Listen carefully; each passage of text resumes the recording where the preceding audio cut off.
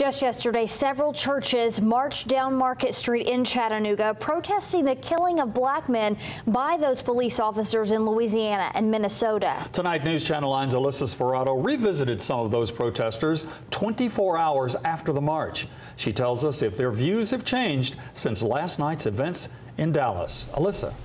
Calvin and Latricia, nearly a dozen clergy members say they walked because church leaders have been silent for too long. They told me yesterday they felt black men were being targeted and killed by police.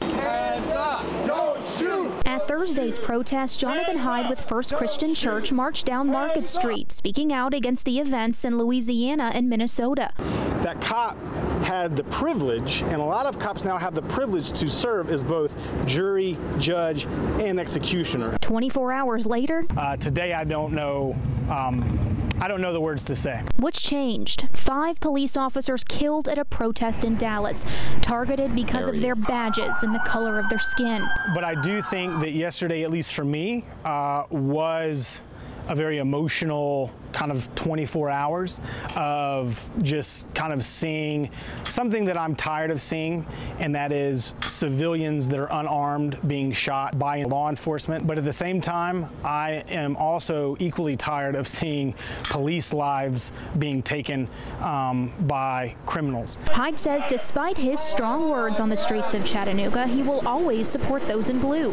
I can sympathize and understand why that is something that needs to be protested, but we also have to be careful when we're protesting to understand that we are protesting individual incidences, not painting with broad strokes and painting all police officers as evil. Brian Merritt also protested Thursday. Has Dallas changed his mind? I don't think it made me think, it made me hope and dream.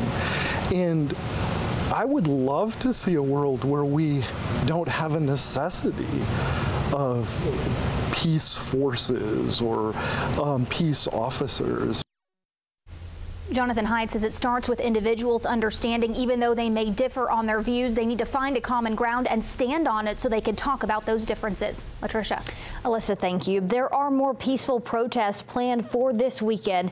Westside Baptist Church, along with the Nation of Islam, are hosting a fundraiser and a block party this Saturday at 10 a.m. There's also a Stop the Violence rally at Olivet Baptist Church Sunday at 1 p.m.